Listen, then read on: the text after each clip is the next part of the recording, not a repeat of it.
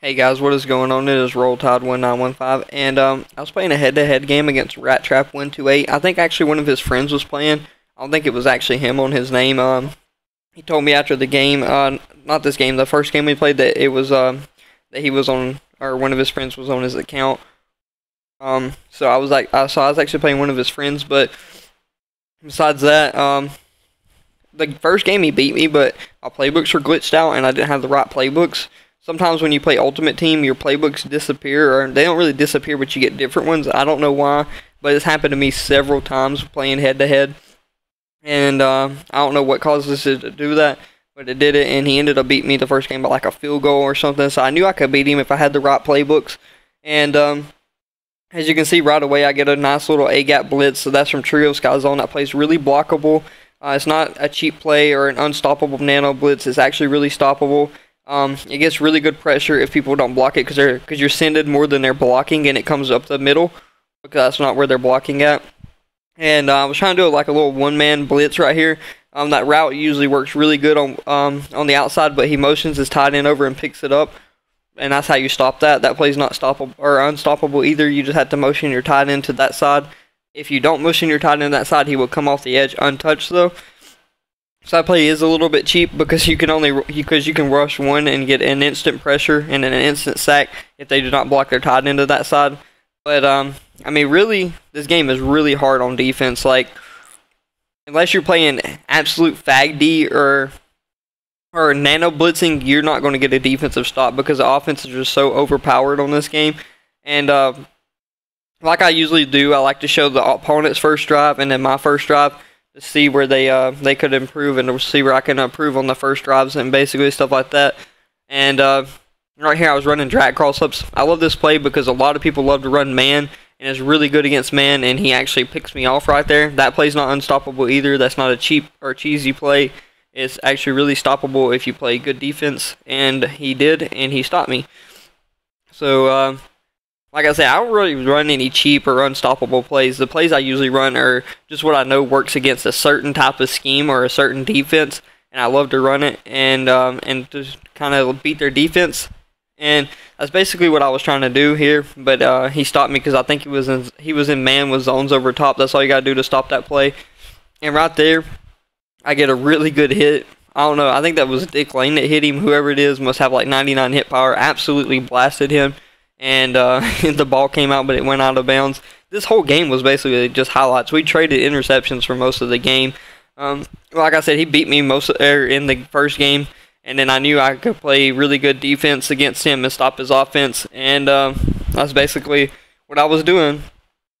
And right there, I get a pick, get the ball right back, start heading downfield. I think that was I forgot who that was. It might be like Rod Woods. I can't really see his name or anything. I think it was Deion Sanders actually. Yeah, it is.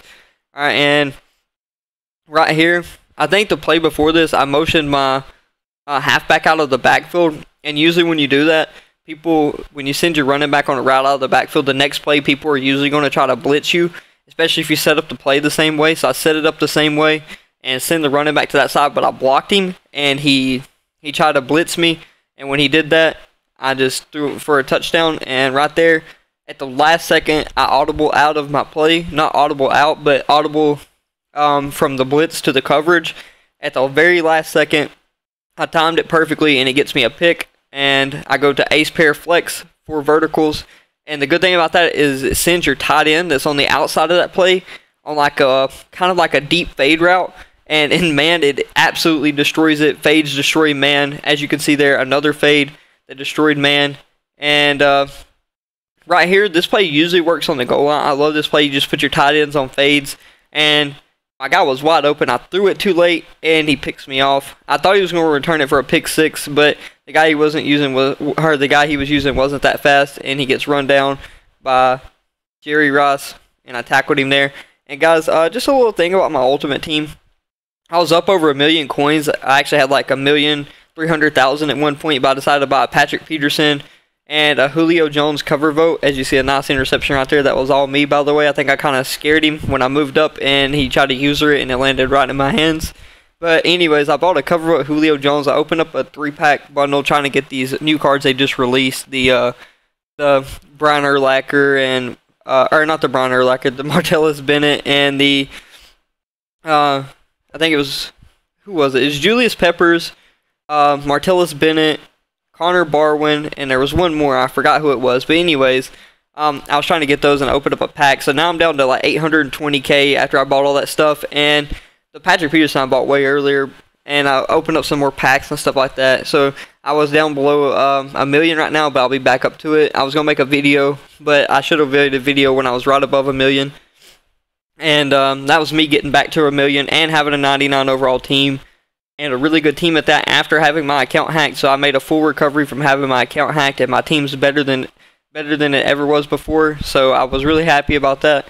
And right now I'm trying to get a Randy Moss elite card. So if one of you guys have him and you want to make a deal with me, direct message me on YouTube and we'll see what we can work out. I don't really feel like spending 400K for him. So the most I want to spend is probably around like 350 to 300K. And maybe a card deal. Like, I would not mind doing that at all. Giving you a card and giving you some money for your Randy Moss if somebody would be willing to work a deal out with me. And basically, this guy actually, I'm going to kind of spoil the ending. The guy pretty much quits in the second quarter.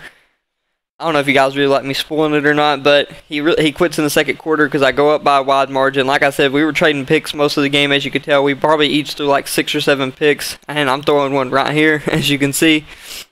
And he drove down the field a little bit, got some pretty good passing plays, and he gets right up there. I thought he was going to score. I thought this would be the play that he finally scores, but instead he gets I get a fumble on him. He tried to run with his quarterback. After the game, he messaged me and said, I guess Peyton Manning has butterfingers. I was like, I'm not really sure why he said that, because butterfingers kind of refers more to catching than it does to running with the ball. Now, if he had greasy fingers, I could understand. He might have ate some chicken before the game. But still, I get a nice scoop and score right there, and I go up 28-0. Like I said, the only reason he beat me the first game is because I could not play defense because I didn't know where any of the defensive plays were. I knew the formations, but the formations were set up for a 4-3, and I like to use a 3-4. So that totally had me out of whack, and I could not do anything to stop him the first game. But again, you see me getting a nice catch there, and the whole game he had been playing fag D. So I figured if I came out in this play, he would drop all his team into coverage, and I could do halfback draw from this play, and I would get a really big gain.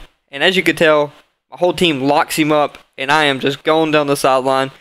I was like, I figured he would rage quit right after this play, and as soon as I see the pause, I was like, yep, here comes the rage quit. And there it is. He quits the game, guys. And as you can tell, I went 28-0. But guys, thanks for watching my video, and stay tuned because I will be back over 1 million coins shortly. I got some cards I need to sell, and I will be doing a video once I get back over there. And I still got to do the community team of the week. But guys, thanks for watching my video. Until the next video, thanks guys.